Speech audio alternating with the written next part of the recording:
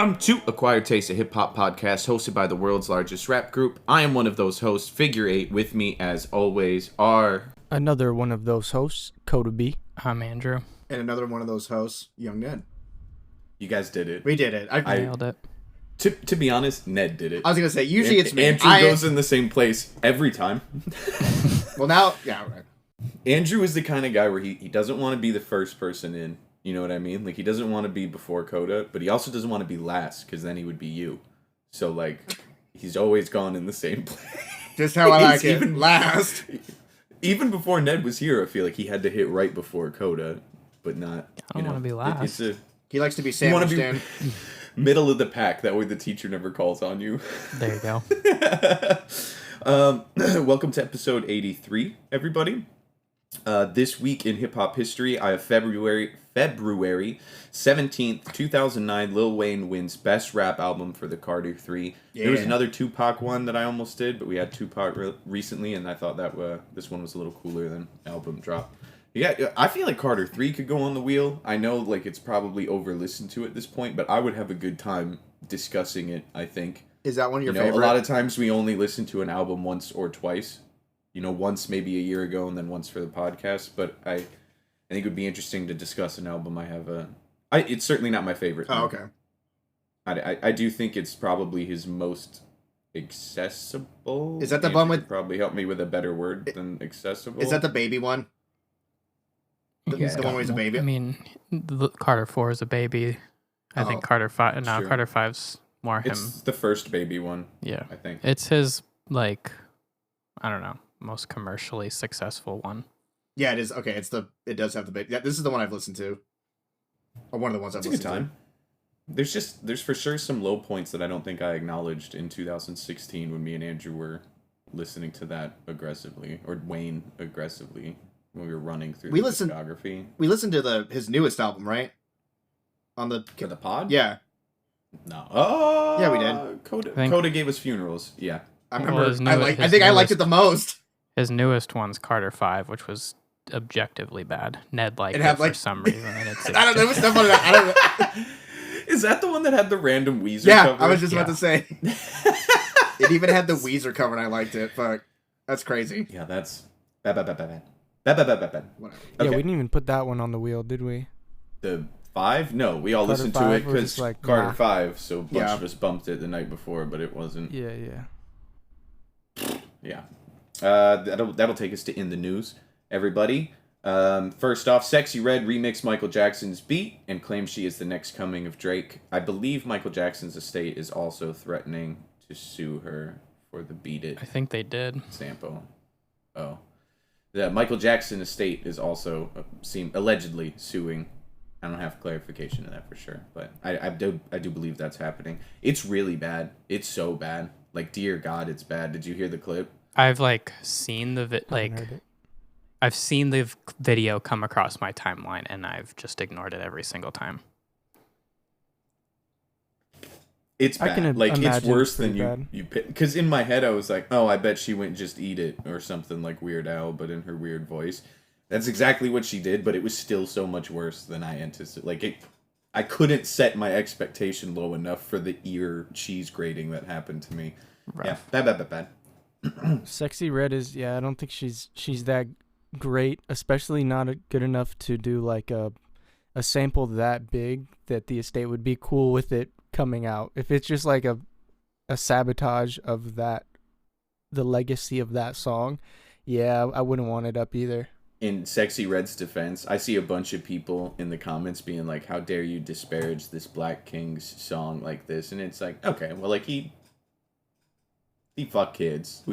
You can spoof his song, bro. Weird Al did this exact thing with these same words almost 30 years ago, and no one... Like, I don't... There's all this... I don't give a fuck about the sanctity of Michael Jackson's fucking music. Now there's so much shit coming out being like, no, actually he was protecting the kids. I keep saying that too. That phone call, he was murdered.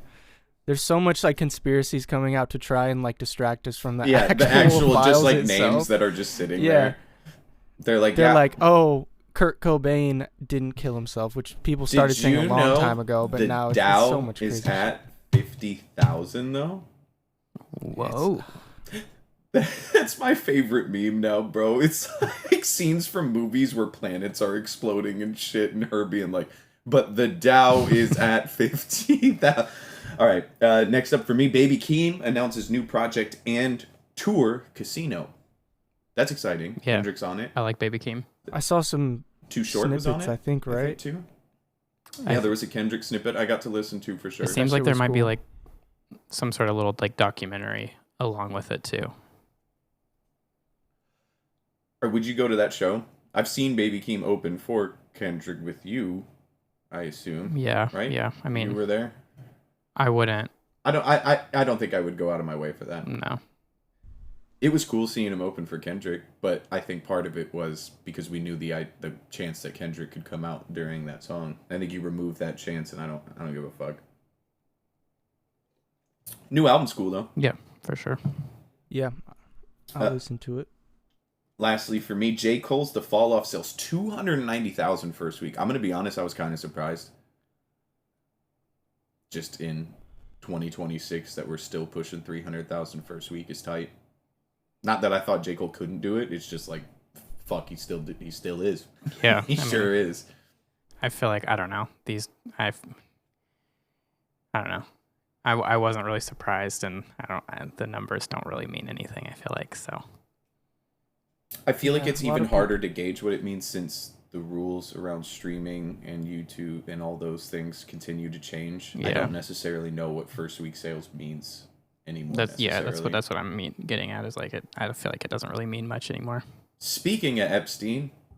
Yeah, Baby No Money announces he cut ties with his talent and media agency after CEO revealed in Epstein files. Wasserman or something. I think Chappell Roan and a couple other people also fired him. And now he's selling the biggest entertainment agency in the world because he doesn't want it. I think he put in a statement, personal mistakes. Overshadow what we does it show built. Like how he appeared in there? Was it just like it's not good? He had contact with dude or some weird shit. It's weird shit. Personal mistakes is a wild way of putting that. I know, right? So, past personal mistakes. That's a wild phrase. I saw that Jimmy Fallon canceled his pasta sauce collection that was coming out next year because his partner in it was in the files and was not like just in the files. He was in the files on some like, thanks for the Disney princess. I'll let you know which one I want next time. Type in the file. Like, what? Jesus. There was one where he's like, just lay low after all this stuff blows over. Nobody cares about this shit. And it's like, wow, Jimmy, that's your pasta partner, bro? That's your pasta partner? All right, that's not hip-hop. But shout out to Baby No Money and Chappell Roan and every other entertainer that's taken the L. Lupe Fiasco announces Food and Liquor 20th Anniversary Tour. I mean, I've been listening to a little bit of Lupe lately. Yeah, he's come back on my radar, I guess, so it's kind of cool, but I wouldn't go on tour. What do you think of this project? Food and Liquor is good. I don't know. It's I wouldn't go see like his better ones. Yeah, probably. But that's not your reunion tour you're getting out of bed for. Yeah. You know, the like movies getting re-released into theaters for their 10, 15, 20 anniversary and rappers doing these tours. Like I wonder what one would get me out of bed. You know what I mean? Like which album anniversary tour would be like, oh, I gotta go see that album in its entirety live. I don't know that there's very many that like would hit me in that nostalgic of a way. Yeah, I don't think there is. I have like in general, I feel like I've lost interest in going to concerts, and like so and so announces their tour list and I see it's in Portland or Seattle and I'm like, okay, well, that's fine. Good for you. Yeah. I've never been to like a large artist show like that really. So, I mean, I'm still open to go to one, but I feel like after the first time, I'd kind of be burnt out. I'd be like, there's just... You've never been to, like, a big show? Too many people. I mean, no, not really. Not like a huge... Not like Moda Center or like large venue or anything like that. We gotta go. I will say, I get the most pissed at those concerts, because about halfway through, I stop having fun and just start looking around and being like, look at me, you piece of You do shit. be doing that. Maybe not like that, but you... There's been a few times no, where I'm like... about halfway through a concert, I get into my own head of like, I'm running out of time for this. I was this. gonna say, you start talking a lot. You need to get me out of here. I'm gonna start derealizing, and all of you will be fake. All right. Jack Harlow announces new album, Monica. I don't care. I don't think. I don't even know what that is. Maybe 2 years ago I would have cared. I've heard like his big singles. I've never sat and listened through a Jack Harlow album. I really liked his album before he got a stylist. Before What's Poppin'. When I was in, do you remember the year I was in Michigan in like 2018 or 2019 with Ellis? We used to listen to Jack Harlow with no beard and glasses and like a Jewish afro. Like, it was a very different Jack Harlow. Underground Jack Harlow. Yeah, he really I really liked it. Any sort of status until What's Poppin' came out, and then like got the Wayne remix, all those people on the remix, and then that's really what took off for him. But I used to listen to him before as well. Like Sundown, I think was the first Sundown, bro, is hard. Him. Yeah, and that one even is like a weird song. He doesn't make music like that whatsoever now. I went and saw him I've live. legitimately probably only heard What's Poppin', and then I think it's called Glamorous. But I don't. He's got First Class. He's good enough to where like his big songs are pretty catchy and good. He has songs that are, decent. I love his song with Big Sean. Yeah. Like, I love it. My cousin got to meet him. What? We can't just breeze past Ned saying that, I don't think. What? Why? Where? He was shooting a music video at his school, my cousin's school down in L.A. And he was just standing there. My cousin walked in and was like, hi. Jack Harlow's the white guy, right? The white rapper? Yeah, he just shot a music video at his school. And he just got to say hi to him. That's how he got kind of like a small fan base, was just local shit like, we're doing pretty much, just it's at a bigger scale now, but he started just networking like that, just going to schools and getting a bunch of people on Facebook to pull up for a music video, and now he's doing shit with fucking Big Sean and Drake and all this shit. What's the one with Drake is the fucking, or not Drake, the one with Big Sean's the fucking she gonna let me hit it every day now, ooh. What you gonna say now, ooh. Alright, Andrew's turn. Yeah, so we got Drake buys Pablo Escobar's Celtics hat for $75,000. Okay. Which, okay. Why would you do that? Also, Coda, it's called Way Out. Jack Harlow featuring Big Sean. It's the song I'm talking about. Oh, I'm thinking the one with Chris Brown then, my bad. Drake buying random dead or incarcerated people's shit is like such a fucking small dick energy ass type thing to me. Yeah. I want to be a gangster so bad I'll buy his hat. I want to be Tupac so bad I'll buy his ring. You're a loser, bro. You could have gave that money to charity. Bought a hat. You could have done anything. You could have done. I don't know. It just feels so. You could have just bought that same hat. Yeah. Like for $8. Also, fuck the Celtics, low key. If I'm being completely honest, I could give a shit. Yeah. All right. Let's see. Don Toliver earns his first #1 album with Octane at 162,000 albums sold. I keep seeing people talk about it. I haven't listened to this at all, but I keep seeing people say it was really good. Put it on the wheel. Yeah, I've been blown away the amount of times where Don Toliver has been in my research, because I've said it before, but I'm like absolutely sleeping on bro. I feel like I am too. He gets memed on a lot, but he's probably, I guarantee this year he'll be my most listened to artist at the end of the year. Wow. Just because he's featured on so many songs. Like, he's on a lot of shit with Travis Scott, a lot of like, not that I even listen to Travis Scott, but he does a lot of catchy ass choruses, and he's making moves. He's going to be in Detroit playing a show. For our audio listeners, none of us knew what to do with that information. Go. Has Ned's Googling, who is Don? Yep, I literally am.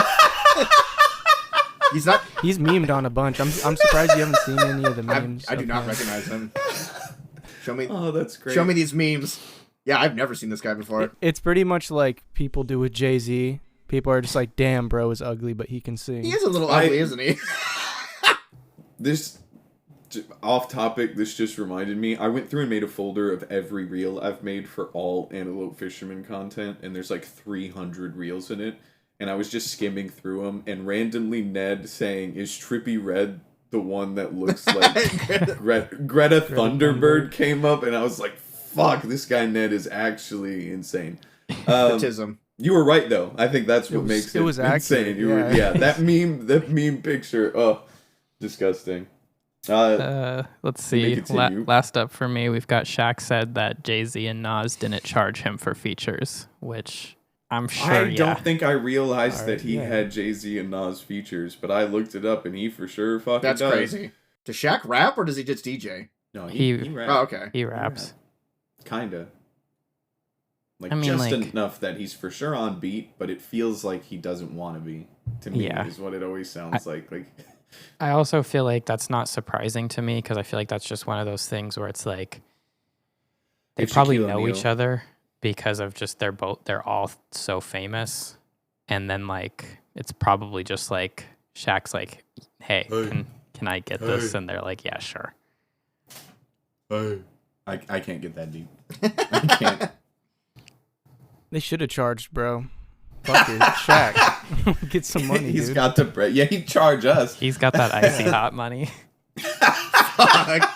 All that Walmart money. You ever get his gummies at 7-Eleven? They're gross. Last time we went to Eugene, Ned. You remember we bought the Shaq gummies? Oh, yeah. We did that. They were enormous. They were disgusting. I think I had one. They weren't too bad. I always see them. I've never had them, though. Not good. They're like his shoes. They're the Walmart shoes of gummies. Candy gummies. All right, Ned Lee, tell us about the rest of music. Gene Simmons re-sparks controversy saying rap doesn't belong in the Rock and Roll Hall of Fame. If metal can be in it, so can rap. That's stupid. Have you seen the insane pushback on this? No. I mean, I've seen it a million times. He just said it again. I know he said it in like 2019 or some shit, and everybody got mad. There's been an insane pushback this time, and like rock people are kind of coming out the woodworks defending it too. Like I saw the Red Hot Chili Peppers and Chuck D having a conversation on Twitter, and they were both like, "This guy sucks." Well, I mean, at least in my the Rock and Roll Hall of Fame isn't really. It's a music Hall of Fame. Like that's what it is. I think we've even had this conversation before. I don't know why it's not just the Music Hall of Fame. Soundgarden fucking got in there. They're not rock and roll. They're fucking metal. Like that shit's. Like, and they're in it now. I saw him say, and here's the most ridiculous fucking... I don't know what the word is, but, like, the straw man argument of the... Oh, Iron Maiden isn't in, but Eminem is. That's what he said. Or Iron Maiden isn't in, but the Beastie Boys are in. Like, he just kept bringing up rappers that were in and bands that weren't, and it's like... There's always going to be a band that's not. Yeah. Like, there's always going to be a rapper that's not. There's always going to... That's the point of doing it every year. But also, I don't know, like, I feel like if you want to define rock and roll as exclusively what it originally intended, then Kiss needs to be uninducted. Like, it's... Like, just such a weird old man constantly yelling at the wind. He's like reverse Pete Townsend. It's like Bizarro Pete Townsend with like a giant. That guy probably went to the tongue. I'm curious if he went to the island because that guy fucking found. They found a shit ton of child. Like I don't remember when that was, like the 80s or the 90s. Yeah. Where did they find it, Ned? It's in his book, but no, Pete Townsend, the guy from the Who, he's got it. It's in his book. He wrote about it. Yeah, he does. Well, they found it before that. Look it up. No, he had a bunch of kid. Anywho. Bleep that. You seem to know a lot about this, man. Yeah, because... Did you say cut that?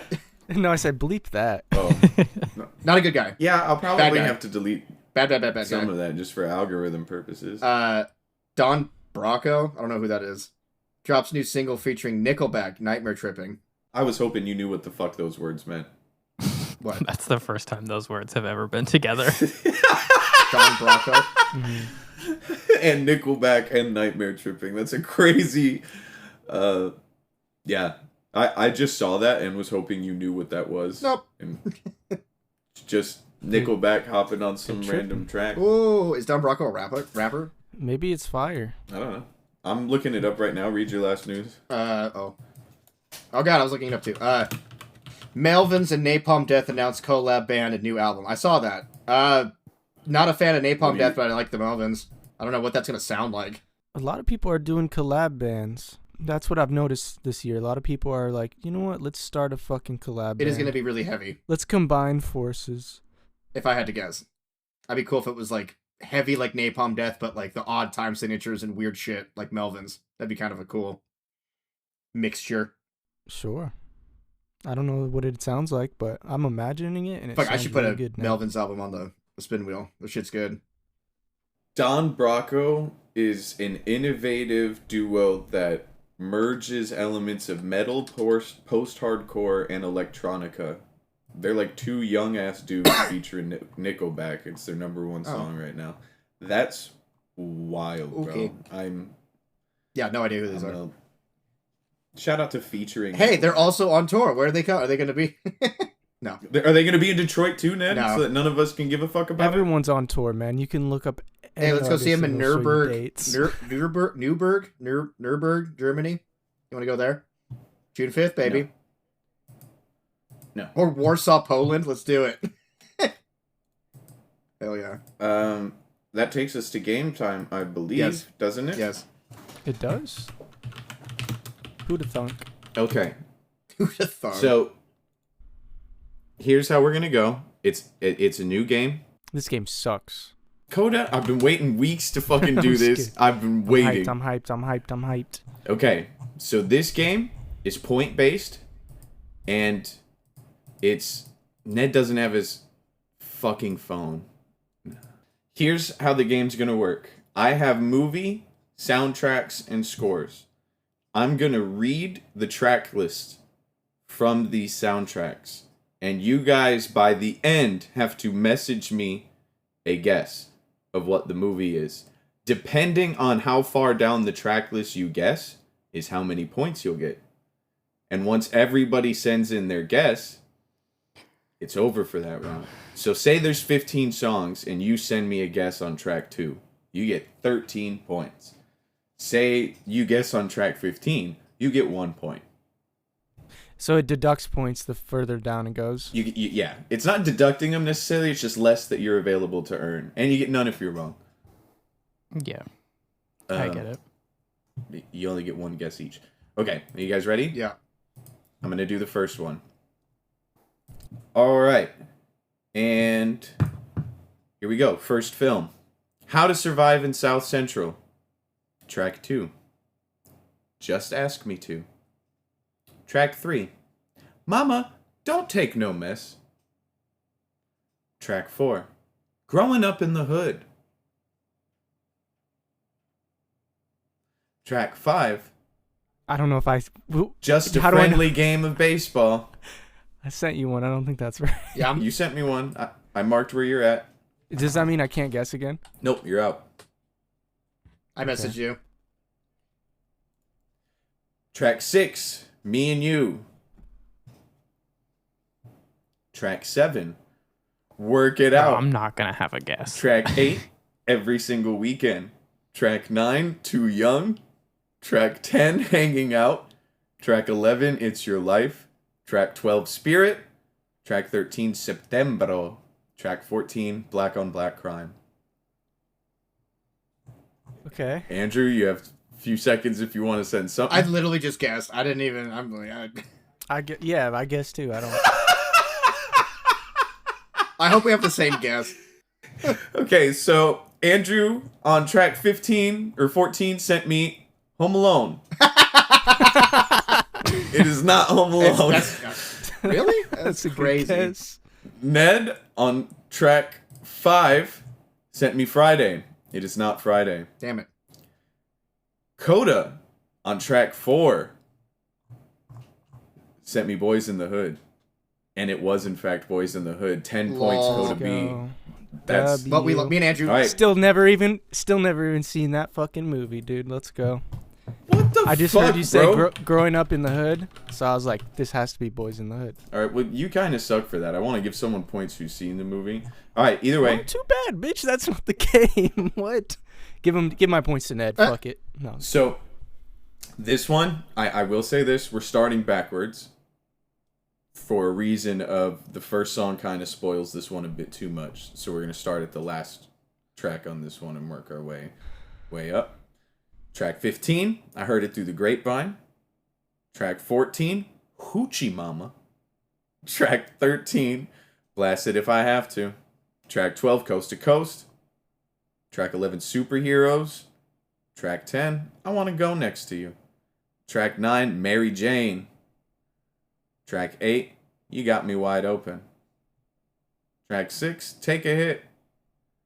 Track 5, Roll It Up, Light It Up, Smoke It. Track 4, Letting Them Know. Track 3, Friday Night. Oh my God! All right, Track wait, I got it. Yeah, I'm sending it. Wait, message. Okay. Well, fuck. Actually, I don't know if that's right. Okay. Track 2, Keep Their Heads Ringing. Track 1, Friday. I got it. Okay, I sent Friday. I was gonna send Friday, but I was like, what are the odds it's Friday? Okay. I should have 2 for 2. So Andrew gets 6 points. He guessed that one way earlier than I expected him to guess it, considering his lack of effort on the first one. I stole my last answer. Sent that. I was like, this is as best as a guess as I'm Ned, gonna you have. got 3 points. Coda, you got 1 point. So that puts us at 11. Coda B, 6 Andrew, 1 Ned. 3? Wait, did I get 3 or 1? You got 3. Oh, okay. Bro, But I you're don't in know last why place. I was thinking Mac and Devin go to high school. That was what I was gonna send you, and I was like, no, this has to be Friday. That would have been a good one. I didn't even think about that one. Okay. Here's the last one. Last round. Track 1, Intro.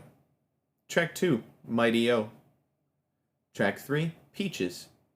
Track 4, Idlewild Blue. Track 5, Infatuation. Track 6, N2U. Track 7, Morris Brown. Track 8, Chronomentrophobia. Track 9, The Train. Track 10, Life is Like a Musical. Track 11, Note Bootleg DVDs. Track 12, Hollywood Divorce. Track 14, Call the Law. Track 15, Bamboos and Cross. Track 16, Bugface. That's a good guess, Ned.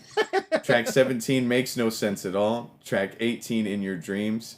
Track 19, PJ and Rooster. Track 20, Mutron Angel. Track 21, Greatest Show on Earth. Oh, fuck, Coda. Track 22, You're Beautiful. Track 23, When I Look in Your Eyes. Track 24, Dying to Live. Track 25, A Bad Note. I don't know. It is not Forrest Gump, Ned. Damn it. I totally thought that was... It is, in fact, Idlewild, which Andrew got on track 4. What the which fuck? Which means he gets... The name of this track was in there. What's that? What movie is that? It's Idlewild Blue, like... The Outcast movie. Oh, I didn't... Okay, I There's knew an it was Outkast movie? Outcast songs. I was trying to think of... I didn't know there was a fucking movie. Yeah. I know it's an Outcast movie. So I was like... I tried to say it casually as to, like, I know it was a deeper cut, and I was hoping it would just glide by and no one would catch the title was the title, but... Mighty O, like, is where I was like, I know this. And then you said Idlewild Blue, and I was like, oh, okay. The fucked part of this one, 25 songs long, so that's 18 points to Andrew, which means he wins this game. First time in this game. I for sure have to refine this game, but this was pretty funny. I had a good time. I won the game by guessing Home Alone first. To be fair, Coda had a better performance. If we're going base, that's why I'm gonna for sure. If I bring this back, I'll have to tweak it. That's not fair. But Andrew, you did win the inaugural. No, it's Guess all right. That movie. He got it. I just didn't. I didn't know they had a movie. I gotta watch that. I knew the track songs, but I was like, what fucking Outcast? I knew it was Outcast, but I was like, what movie? I've never seen Damn the it. movie. I didn't know that was the name of the movie. Everyone who Outcast. guessed their movie early had never seen it. Yeah. And even like the albums overall, as far as the Outkast album goes, not that good. But Hollywood Divorce, I will say, is an absolute Smacks. banger That's of a song. Snoop Dogg and Lil Wayne in there, right? Absolute smack. Yeah, and it's like Lil Wayne's super young in it too, like fresh off the Carter 1 probably type of timing. Yeah, Friday's the only movie that I've seen out of these ones, and I didn't even know till you said Friday. Well, thank you guys for participating in a game. It wasn't refined. It was a first game. It was a self-invented game. It was no Coda game, guys. I get it. All right. No, you're good, bro. It's no big deal. Next, we have Album Club. This week, we had Thot by Chief Keef. Thot is a mixtape by the American rapper Chief Keef, released on June 8th, 2017. It received positive reception from music critics. Although Thot was first announced in April 2014, all of the tracks were recorded between 2016 and June 2017. Thot consists of 13 tracks and has a runtime of 43 minutes. It was produced by Mike Will Made It, D-Rich, Key E on the track, Young Chop, CB Mix, and Chief Keef himself under his Turbo moniker. The mixtape contains one guest appearance from Young Chop on the track Slow Dance. That's all you need. I'll be honest. This album... very, very mid. Very, very mid. Mid's generous. Yeah, mid's probably generous. There's like one good song. Ned's giving it under. Yeah, he's getting under. Ned's going under. Thank God. If you guys would have said that album's good, I was. There are two good songs. This sucks. The first one and the last one. There's not even that. I like the second song, the third song. Other than that, bad. With the intro, yeah, second and third I thought were okay, and they're the most played songs on there, and then every other song is identical. When we were choosing albums, I hit shuffle, and the second song, whatever the song that is good is the I don't know what you wanna love, bang bang, that fucking one. When that one came on my shuffle, I was like, oh, this one's pretty good. I'll just give this album. None of the rest of the album is like that. None of it is good. Like that's its peak and its first song, and that bummed me. I looked at Ellis and went, the song I liked from this was first, and everything else has been like as much worse from it as it can. I've put songs on the wheel too, being like, oh, this song's good. What album is this on? And then put it on the wheel. And I think there's one that's still on there, but I've never listened to the full album, so we might get another stinker. Who knows? The shining thing for me on this album is the beats. I think Chief Keef's beats were cool. I did not. I thought the beats were like so cartoony. There was a couple of them that were. That's what I thought was cool. There were the few of them that had the turbo. The turbo, that's him. They had like such weird like kick and snare patterns that I thought were tight. I will say some of them were very bubblegummy. Way more like it was too very Yoshi's Island for an entire album. I was not prepared for. For me, the only part that I even like remotely enjoyed about it from the entire album was Chief Keef's like bang bang ad lib, and even by the end of it, it was so overdone that I was like, okay, you again, like we're doing it again. Halfway through, it felt like a vocal stim. Yeah. Like it's funny hearing it in his like shooty songs, but to hear him be like, "I love you," bang. Bang is fucking the first couple times was pretty fucking funny, but after 40 minutes it was not fucking funny anymore. Yeah, dude. Like this isn't what I want from Chief Keef. I want the 2012 his first out, Finally Rich. That I think that one is probably as best as Chief Keef gets. So like then that jumping to a 2017 album that's like very different, very not like as aggressive. Like he still does some of the same type singing stuff, but yeah, the beats were very cartoonish, very like I just don't know what lane this fits in. Okay, so that's for sure a thing for me. There's two things here. I always forget Chief Keef's pretty clever because most of the time it's like he just freestyled this in his closet and put it out, and that's what his fans want. That's how he exists. But I like listening to it any time I sit through a whole album. There's a lot of moments where I realize bro's pretty funny. That's how he exists. That I wish any of it was like constructed in a way that I could have liked it more. Like he has an album that Mac Miller's on like 2 or 3 times. Andrew, do you know which one I'm talking about? I don't know about 2 or 3 times, but my favorite Chief Keef song is "I Just Wanna" with Mac Miller. That's the only one I can specifically think of. But there's an album where he's doing like this, I think, or something like that, like fingers just holding up, and Mac Miller's on it 2 or 3 times. I want to say. It's Bang 3, and unless there's like an uncredited feature, it's just the one time. But okay, Bang 3 I like a lot. There's like a lot of songs on there that make me laugh out loud, where the beats aren't annoying, the auto tune doesn't sound like shit, and he's being clever while also still just being Chief Keef, who goes in there and just is Chief Keef. This wasn't that. I almost wish his positivity and energy could have been on an album that sonically sounded like other Chief Keef, because at least it would have been different. This was different. It was different Chief Keef. It was just in a complete direction I don't give a fuck about listening to.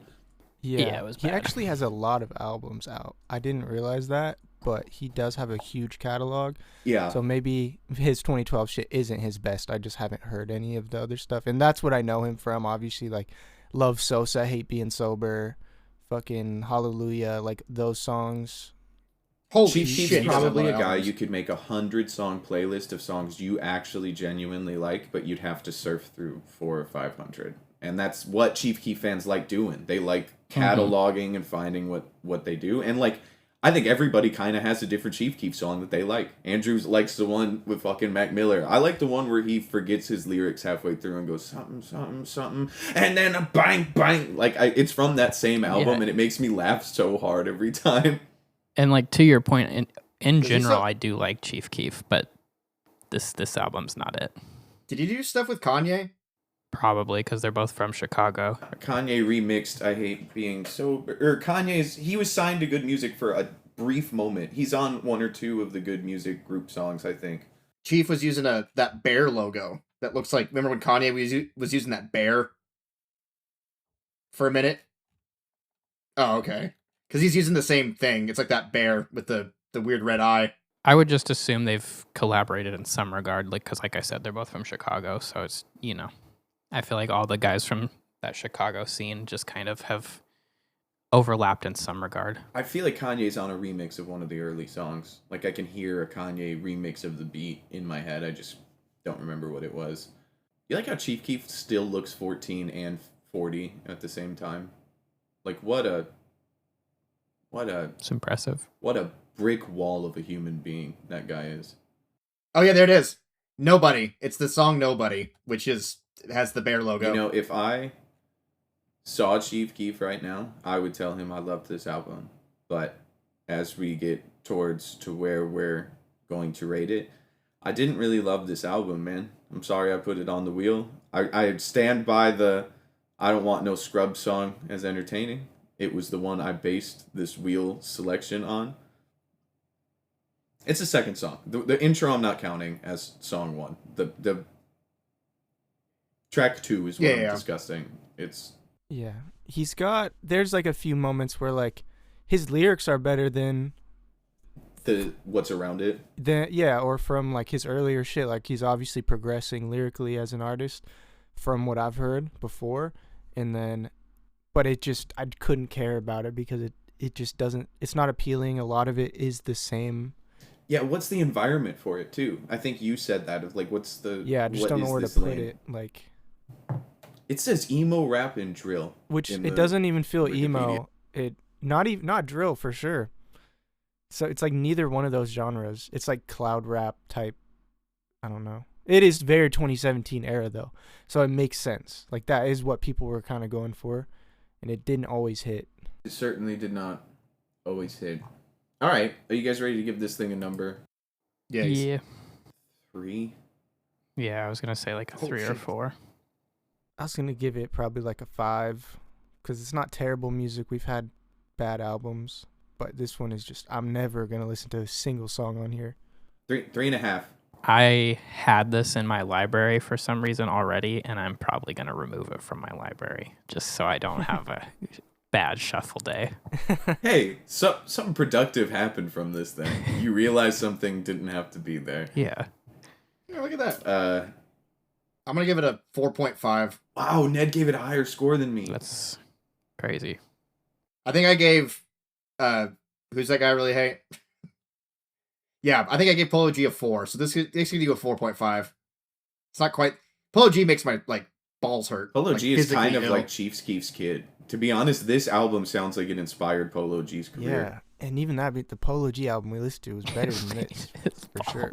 I think I gave it a too high of rating, though, at the time, just because I like Polo G. You did. You gave it higher than me. That being said, yeah. this one's not it. This one did make me like physically feel ill, so I gave it a 0.5 over. You still had like an enormous sigh of relief when we didn't like it. It was insane to see your body untense. Like you just relaxed. walked out of I was just scared. Thank God. He was I was like, scared. I was like, if these guys like this, I don't know what's up. That's crazy. It was bad. Thank His God. screen goes black. He composes. It was bad. Just so that back. Andrew's the everyman.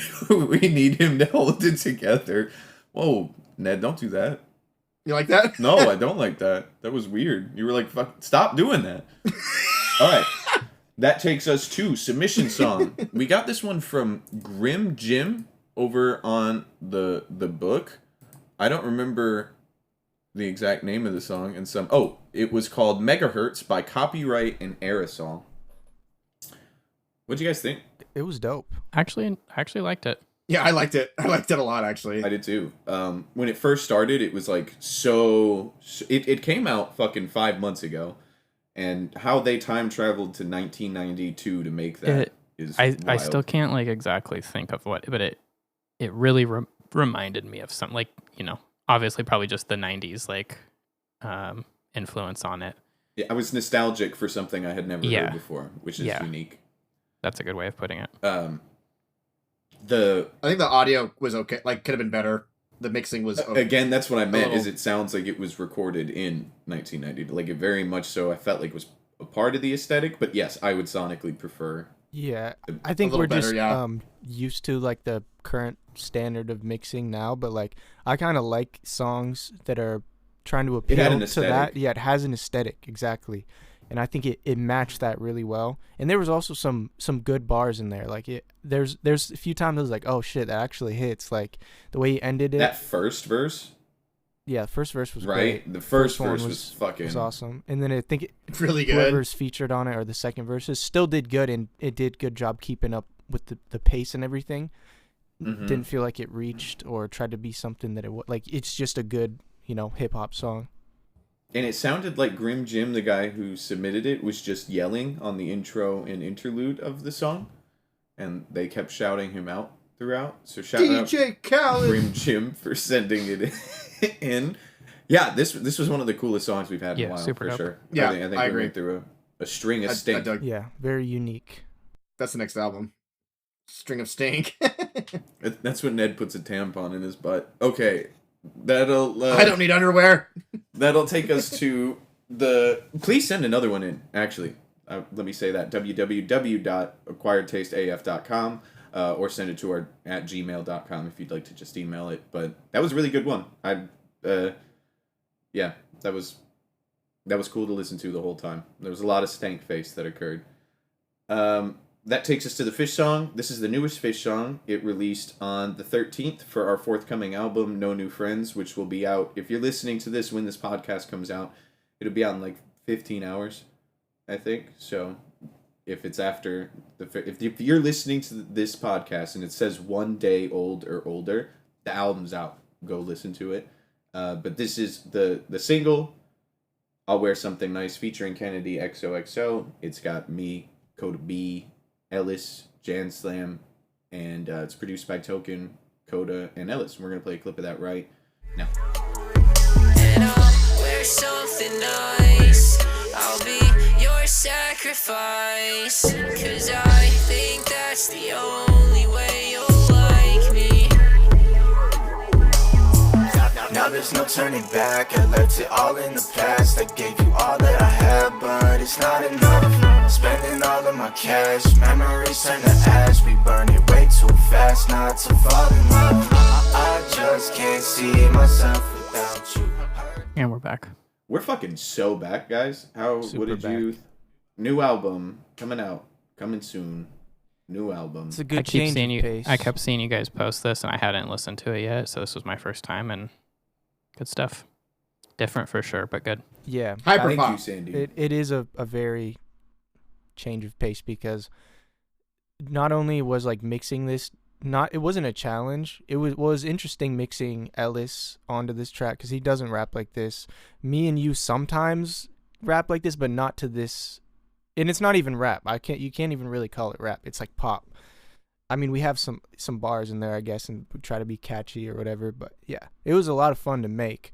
I don't know how our fans are what they're gonna think of it, but I think just generally this has a bigger audience for it than a lot of our music. Just sometimes we do weird shit, but this one feels very commercial. The little bit of behind the scenes information I can give it is Ellis actually is who reached out and bought this feature. It's like just one of his favorite artists that he listens to every day, and when he responded, he was just like, I'm just gonna do it because no matter what, I think it'll be cool that I have a song with somebody I listen to so much. And then I believe he went to Tokens and made a few beats, and then when Bro picked this beat, Ellis and Coda dissected it for a night and made it the way that it currently is. I do think it.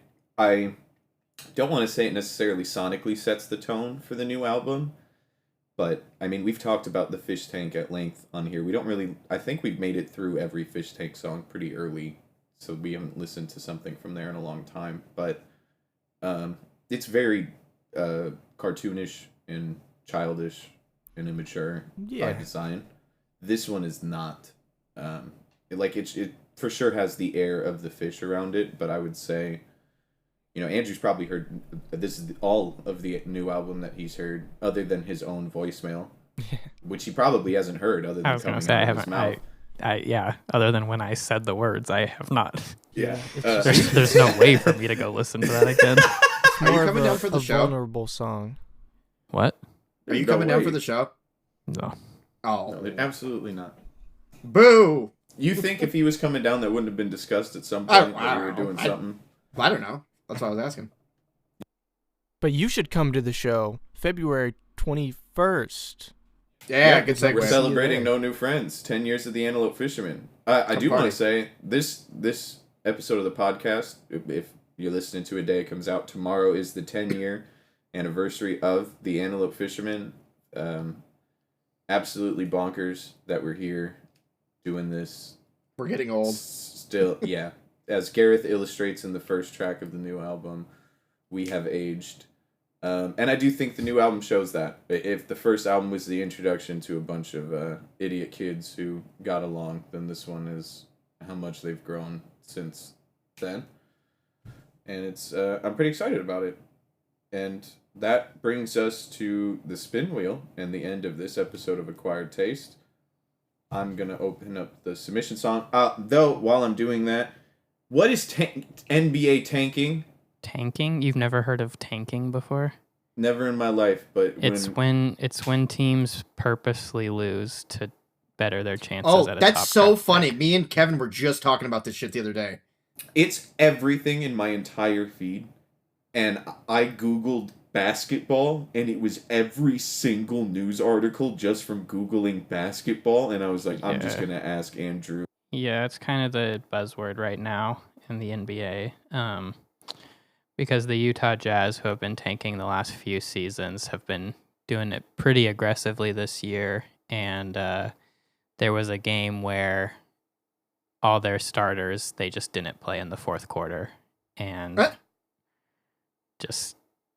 they were up, I think 15 or something, and then the fourth quarter started, and the coach was just like, hey, all you guys that are actually good, you're done playing, and all the guys that aren't as good, you're gonna close this out for us. So do you get in trouble for that? Is there a?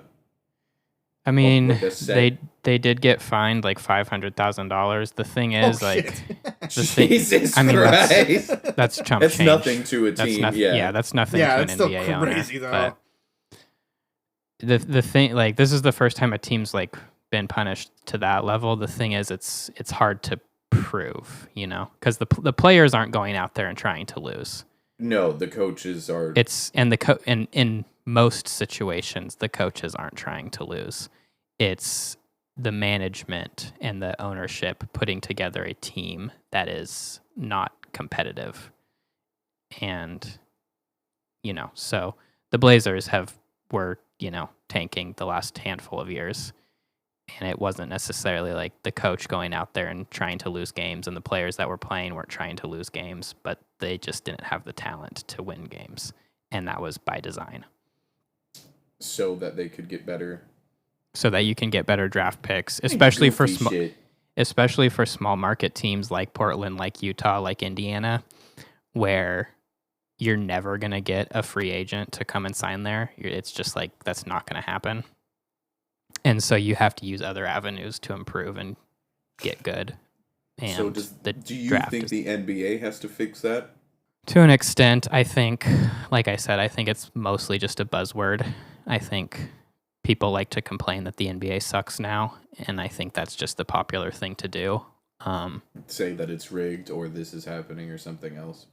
Yeah, I think people just like to complain about the NBA for whatever reason because they're nostalgic about what it used to be, but this has always been a thing. You see that football is going to no longer be a sport? What does that even fucking mean? It's becoming entertainment. Why the NFL classified as entertainment and not a sport? They're trying to turn it into an entertainment. It's fucking DraftKings and that weird shit. The gambling thing is becoming a huge problem.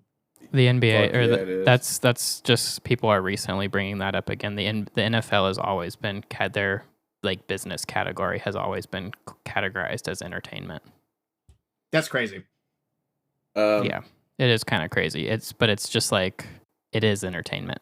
I mean, yeah, all sports is entertainment. One of the first episodes of this podcast that we had a general discussion, I posed the questions: are athletes entertainers? This is a very early acquired taste conversation. My only other note was Ned, how's Helldivers, you fuck? It's good. I like it a lot. I've been really digging it. Oh. Alright, I'm gonna spin this. He's back. Coda. My Discord crashed. I don't know what happened, but I'm gonna spin the local submission wheel real quick for episode 84. It's spinning. We got Please Be Hollywoods again. Oh no. Hey. Bobby Bars. We'll see you next week. Welcome back. Bars. Yeah, welcome back, Bobbert. Now the other wheel. The other wheel. Coda, I want to add Meet the Woo 2 by Pop Smoke as my replacement for that. All right. Anyone else? Any objections? Add Don Toliver Octane. Okay, I'm down for that.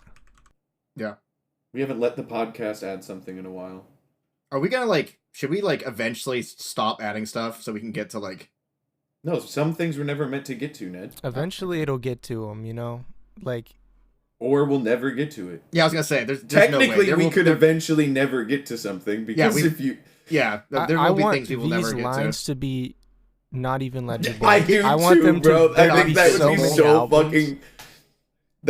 I like the idea that there's no way of knowing where it could have come from. Like, it just being a thing that we didn't even know was there. Alright, spin that taste wheel. I already spun it, dude. Don't tell me what to do. So you listen to me is what you're saying? Oh my god, we almost got it. No! Billy Joel! Yeah! Where you went uptown. No, this was my replacement for a rock album. Yeah. I'm excited. Well, I'm not excited. The best Billy Joel album next week on Acquired Taste. Maybe it'll slap. Who knows? Listen, I'm pretty sure I sent this one to Andrew, and this is how I got him to come to a whole ass Billy Joel concert with me. This is the smacks. My mind is open. Keep your legs spread and your mind open, Coda, and we'll taste you later, taste buds. See you next week. And I'm Nicki Minaj. Do that, Coda, or I'll beat you on that if you don't. Then it would be recovery. I'm a grown man in token shape, my boy. Oh.